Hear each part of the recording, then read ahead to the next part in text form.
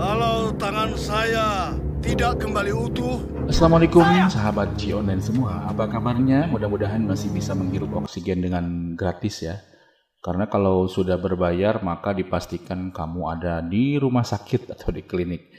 Kali ini kita akan mereview sebuah film religi horor Indonesia yang berjudul Mengaku Rasul Sesat 2008. Film ini penuh dengan teka-teki, memang digarap dengan luar biasa. Sampai akhir film pun kita atau penonton masih mungkin bertanya-tanya ini sebetulnya apa sih gitu, bagaimana ya. Tapi tenang saja, di sini saya akan ceritakan dengan sebaik-baiknya biar kamu terang benderang paham, terang benderang bagaikan lampu COD-an. Oke. Daripada banyak kabustam, ya, mari kita simak alur ceritanya. Oke, film ini diawali dengan keadaan sebuah desa. Ada seorang pemimpin pesantren yang bernama Guru Samir yang sedang berpidato dengan mengaku sebagai rasul yang mengaku akan membakar dosa-dosa dan mengaku sebagai imam terakhir di muka bumi. Ini juga ya. Memang di alam sekarang ada yang begini ya. Penampakan juga dilanjutkan dengan adanya nuansa kebakaran, ya, bangunan terbakar dan seorang laki-laki yang memanggil nama Rianti begitu ya, nama Rianti. Dan ternyata film baru saja dimulai. Ternyata penampakan tadi merupakan bayangan dari kejadian 3 hari yang lalu ya, yang dialami gadis yang bernama Rianti yang ini sedang terbaring di rumah sakit. Lalu siapakah Rianti ini? Rianti ini seorang gadis yang ya cantik, lugu, ternyata lagi sakit hati terhadap kekasihnya, namanya si Aji ini ya, karena melihat kekasihnya bermesraan dengan wanita lain. Belum lagi orang tuanya tidak setuju dengan hubungannya. Udah tidak disetujui, dipertahankan, ternyata si A-nya ketahuan bermesraan dengan wanita lain. Jadi lah galon bisa. Akhirnya karena kegabutan supernya itu, akhirnya si Rianti ini nekat mencari pesantren, ya semacam tempat panuisan gitu lah, panuisan hati, padepokan lah gitu ya. Dan akhirnya ketemulah dengan ini pesantren Guru Samir. Yang bisa mencium tangannya Guru Samir itu sama seperti mencium Hajar Aswad. Guru Samir namanya. Guru Samir punya sahabat namanya ya sewakil lah, ya babarengan gitu kan, Kibai Haki namanya ya. Bedanya penampilannya yang satu Jemros ini ya, Kibai Haki ini Jemros, kalau Guru Samir ini Kilimis gitu ya. Tapi begitulah. Nah, kesesatan Guru Samir ini selain mengaku Rasul juga mengaku bisa mengantarkan orang ke surga. Jadi siapa yang ikut dengan dia bisa ke surga, dan mengatakan tidak ada seorang pun yang bisa menghalangi dan wajib diperangi. Jihad. Tapi nampaknya Kibai Haki ini tidak terlalu suka ya pada Guru Samir, meskipun ya tidak bisa melawan juga. Entahlah, begitu ya. Dan ternyata Guru Samir ini juga punya bakat mesum ya. Beberapa dari santrinya sering diajak aham-aham begitu ya dengan Guru Samir ini. Meskipun dia ternyata punya istri 4. Nah, ini contohnya ya, ada salah satu santriahnya, muridnya yang sering diajak begitu. Nah, ketika si santri ini memaksa untuk dinikahi, tapi Guru Samir mencoba mengulur waktu dan dia bilang, kamu harus bahagia karena terpilih berhubungan dengan seseorang yang dianggap halal. Edan sial. Oke. Scene berikutnya, pacarnya Rianti yang namanya Aji ini akhirnya menyusul Rianti ke pesantren karena disuruh oleh bapaknya Rianti ini ya. Dia ngaku datang ingin belajar di pesantren. Betapa kagetnya si Aji ini ya ketika masuk pesantren, ternyata ada yang keluar dari asrama PSK, ya, Bondon begitu. Ada yang preman yang suka malak. Dan yang lebih kaget lagi, ternyata ketika dia mau daftar nyantri ini justru malah ditawari paket. Wah, ada paket A, paket B, paket eksklusif, reguler. Wah, kayak kursi di stadion aja ya. Katanya kalau yang eksklusif ini dijamin masuk surga pakai sertifikat. Weh, gendeng. Soak. Akhirnya Aji pun ketemu dengan si Guru Samir. Nah, keanehan pun akhirnya ditemui Aji di padepokan si Guru Samir ini. Sahabat, Guru Samir ini punya anak penanyak tiri ya, dari yang dari yang tertua, istri yang tertua. Dan ternyata ini adalah anak pimpinan pesantren yang dulu, yang sebelum datangnya Guru Samir. Jadi maksudnya begini ya, jadi dulu pimpinannya bukan Guru Samir ya. Jadi bapaknya si pemuda ini, si anak ini. Nah kemudian meninggal, lalu istrinya nikah lagi dengan Guru Samir. Akhirnya Guru Samir lah yang menjadi pimpinan pesantren gitu ya, paham ya. Nah si pemuda ini anaknya pinter, baik, justru ya tidak setuju terhadap apa yang diperbuat oleh bapak tirinya Guru Samir. Bahkan dia pernah melarang Rianti untuk tinggal di padepokan ini, disuruh pulang. Tapi ternyata Riantinya nggak mau. Nah, ketika sedang berbicara dengan Rianti dan beradu mulut dengan Rianti, si Aji ini melihat Guru Samir menuju sebuah bangunan. Wah. Rianti bilang itu mau tafakur. Akhirnya dengan penasaran mereka mulai mendekati. Ternyata Guru Samir ini ketemu si Santria yang tadi selalu diajak tidur. Wah, ternyata mereka mau aham-aham nih. Wah, ketika diintip si Aji ini kelihatan tuh lagi sesuatu. Dasar film gitunya. Ketika diintip si Rianti, justru Guru Samir kayak sedang berdoa begitu. Wah. Tiba-tiba, akhirnya pasehata gitunya, berbeda penglihatan. Nah, muncullah Guru Samir di sana memarahi mereka. Pulang akhirnya mereka ke padepokan. Anehnya nih, ketika mereka sampai di padepokan, Guru Samir ternyata udah ada di sana. Dan Rianti percaya karena dia bilang Guru Samir punya mukjizat dari Allah. Nah, Guru Samir ternyata mulai merasa emosi terhadap Aji, tapi ternyata diredam oleh Ki Bayi Haki. Kemudian Guru Samir pun ternyata mulai menyukai Rianti dan berniat menikahinya. Mau jadi istri kelima. Karena memang dia terobsesi untuk maju di pilkada dengan seorang pejabat. Jadi pilkada ya katanya biar punya pendamping yang sepadan dan aduhai. Orang dianggapnya istri-istri yang sebelumnya tidak sepadan gitu. Nah di malam hari si Aji ini seperti kena guna-guna ya, seperti disihir, disantet. Dalam mimpi dia dihajar habis-habisan oleh Guru Samir, dan ternyata pas bangun tidur badannya juga remuk dan hidungnya berdarah.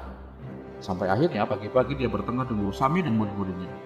Ternyata si Rianti ini juga adalah Guru Samir yang udah ngelakuin ini semua. Akhirnya si Aji ini curhat dengan anak tirinya Guru Samir tentang kesesatan dan kejahatan Guru Samir dan berencana untuk membongkar kesesatannya. Kemudian scene beralih ke santri yang yang sering tidur gitu ya, sering tidur dengan Guru Samir. Ternyata akhirnya dia parabola lur.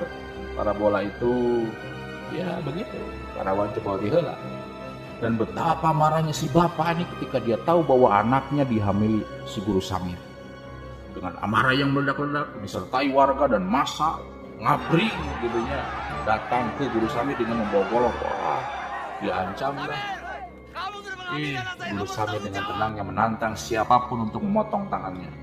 Dia mau membuktikan kerasulan katanya begitu.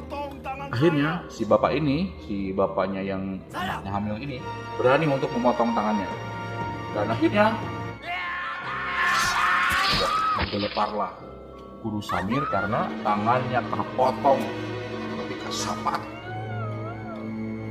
Kemudian Ki Bayi Haki menyuruh membawa Guru Samir ke dalam. Dan betapa kagetnya ketika Guru Samir keluar dengan tangan yang kembali utuh. Bisa ya? Edannya akhirnya mereka yang datang langsung bersimpuh di depan Rasul palsu ini. Wah, jadi percaya banget ya. Kecuali si bapak dan keluarganya yang langsung pergi karena kecewa ya. Nah setelah kejadian ini, anak tiri Guru Samir dan Aji semakin penasaran. Penasaran terhadap tingkah laku Guru Samir. Mereka berdua makin curiga ketika membongkar kamar Guru Samir. Mereka menemukan jubah yang berlumuran darah. Artinya memang Guru Samir gak sakti gitu. Nah uniknya pada saat bersamaan Guru Samir ini sedang berpidato, berdakwah, menyebutkan bahwa dia seperti Isa Al-Masih sebagai juru selamat di hadapan pengikutnya. Di saat itu pula Ki Baihaqi berkeliling warga kampung dan menghasut warga, menyatakan bahwa Guru Samir sudah sesat, Guru Samir wajib dibasmi, gitu kata Ki Baihaqi. Akhirnya dihancurkanlah, dibakarlah. Masa datang kemudian membakar semacam apa ini, padepokan ini. Akhirnya semua habis, orang habis dibakar, termasuk Guru Samir dan Rianti yang berada di dalam sana. Untungnya si Rianti ini berhasil diselamatkan oleh Aji, meskipun dalam keadaan tidak sadar, dan akhirnya dibawa ke rumah sakit yang tadi ada di scene awal. Nah itu ya. Nah sejak saat itu Ki Baihaqi pun jadi ikut hilang. Ketika Guru Samir meninggal, mati gitu ya, Ki Baihaqi pun ikut menghilang. Dan tiba-tiba anehnya, satu saat ketika masyarakat sedang panen jagung, tiba-tiba Guru Samir datang di depan warga loh, dengan keadaan sehat walafiat, dan akhirnya membuat warga kaget. Bapak-bapak, ibu-ibu. Dan kembali menyembah Guru Samir ya sebagai Rasul karena menganggap wah ini mujizat. Mas modar hidup deui gitunya, edan juga ini ya, sakti ya. Ada. Nah berita viral bangkitnya Guru Samir ternyata didengar oleh Rianti yang sedang dirawat di rumah sakit dan membuat dia balik lagi ke padepokan dan berniat menikah ternyata dengan Guru Samir atas bujukan seorang pejabat nanti yang mau pilkada tadi ya. Akhirnya Guru Samir ini semakin ngeri ajarannya karena merasa dia makin sakti dan makin Jadi kalian akhirnya istri tertua Guru Samir menjelaskan semuanya pada Rianti tentang siapa itu Guru Samir. Dan betullah apa yang dikatakan beliau ini karena nggak ada dalam filmnya. Mungkin biar penonton penasaran. Pokoknya istri tertua Guru Samir ini curhat lah gitu. Rianti. bisa berdoa di mana saja. Dan akhirnya tibalah waktunya Rianti menikah dengan Guru Samir. Dan ada saksi sebagai tidak untuk rasul. sana ada pejabat yang mau berpasangan di pilkada itu. Agar nanti Dan uniknya pernikahannya ini karena memang pernikahan ilegal gitu ya. Dia karena mengaku dia itu Rasul maka dia halal nikah tanpa wali. juga sedang Dan dia juga menunggu wahyu katanya biar pengikutnya bisa menikah tanpa wali seperti dia. Lanjutkan obsesinya. Pada saat itu pula Aji dan anak tiri Guru Samir Guru Samir ya, membongkar makam Guru Samir agar mudah. yang dulu dikatakan mati karena dibakar. Nah ternyata ketika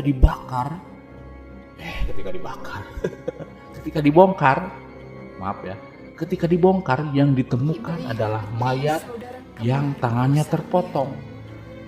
Ternyata jelas sudah bahwa yang dibakar itu adalah Ki Baihaqi. Kok Ki Baihaqi? Dan nanti Guru Samir yang dipotong. Nanti kita jelaskan ya.